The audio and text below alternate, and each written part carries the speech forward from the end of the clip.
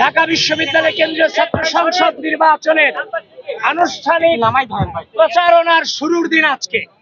আপনারা ইতিমধ্যে দেখেছেন যেদিন আমরা বাংলাদেশ জাতীয়তাবাদী ছাত্রদল প্যানেল ঘোষণা করেছে, সেদিন আমরা আমাদের মনোনয়ন পত্র জমা দিয়ে 24-এর শহীদদের কবর জিয়ারত করেছি এবং আজ 26 আগস্ট 2025 আনুষ্ঠানিক প্রচারণার দিনটিতে মহান মুক্তিযুদ্ধে ঢাকা বিশ্ববিদ্যালয় পরিবারের যারা শহীদ হয়েছেন তাদের স্মৃতিতে নির্মিত এই ভিসি চত্বর অবস্থিত স্মৃতি চিরন্তনে শহীদদের স্মৃতিকে স্মরণ করে তাদের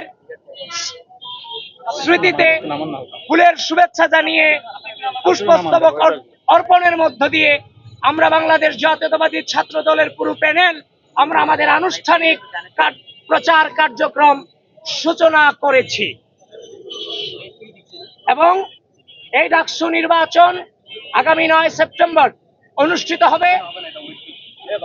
আপনাদের সকলের সহযোগিতা কামনা করে এখানেই শেষ করছি। এখন আমরা আমাদের প্রচার কার্যক্রম শুরু করব।